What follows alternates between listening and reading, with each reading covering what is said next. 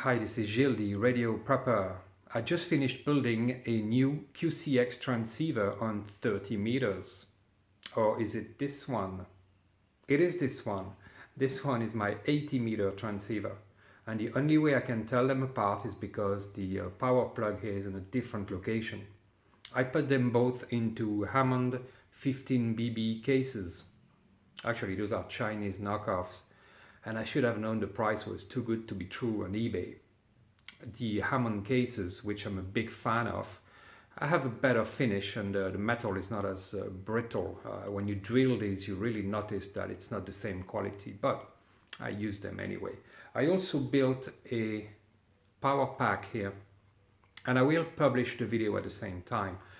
It's just using the same case, Hammond 1590BB, with three 18650 cells inside, a battery monitor, and input-output plugs here. I still have to label them. I have a switch, and inside there is also an MPPT solar charger, although I'm not sure it's a real MPPT solar charger because again the price is a little too good to be true, and also a balanced system to recharge the batteries. I had to move the controls off board. Originally they were on the circuit board, and put them on the lid of the case. I also had to buy push buttons. The screen here is an acrylic piece of plastic which is epoxied to the case. 80 and 30 meters, 3.5 and 10.1 megahertz are quickly becoming my favorite prepping bands, simply because 80 meters is a great regional telephone, and 30 meters because I use Morse code, CW mode. When 20 meters, 14 megahertz is not quite open, meaning the propagation isn't quite there, often 30 meters is. Now 20 meters is great for voice mode operations. But I'm quickly becoming more convinced that voice modes are not the answer for survival prepping radio. The new digital modes and CW for Morse code are much more efficient than voice modes.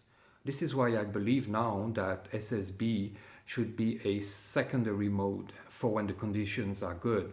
But back to the 30-meter QCX. I really like this radio, I have to say. It's small, it's cheap, and that's an important factor.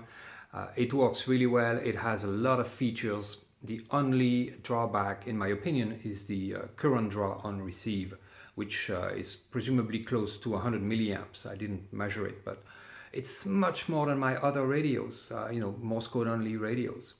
So that's the only problem I have with it, but I still bought two, so what can I say? It's still acceptable. Now let's give it a spin. And the sun is back. Awesome. And I decided to use the Chameleon Hybrid Micro and whip, just because it's so fast to set up. It should work pretty well on 30 meters. This is simple installation with the battery pack. Unfortunately, I forgot my SWR meter, which has a bridge in it, so the radio might see a very high SWR while I tune it with the T1 automatic tuner. But my other radios with the same BS170 transistors have seen worse than that, so I think it will be alright. And the BS170s are pretty cheap. I should find some kind of a stand to put the radio at an angle.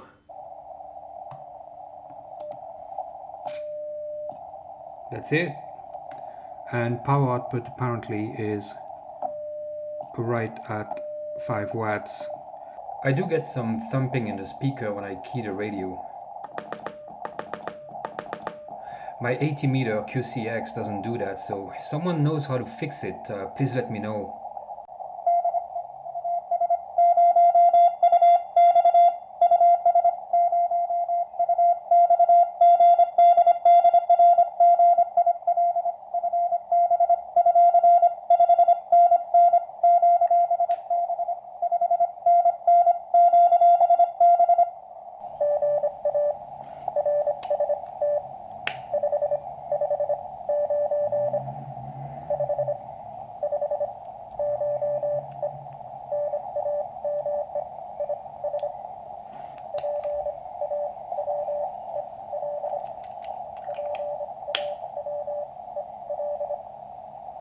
Pavel.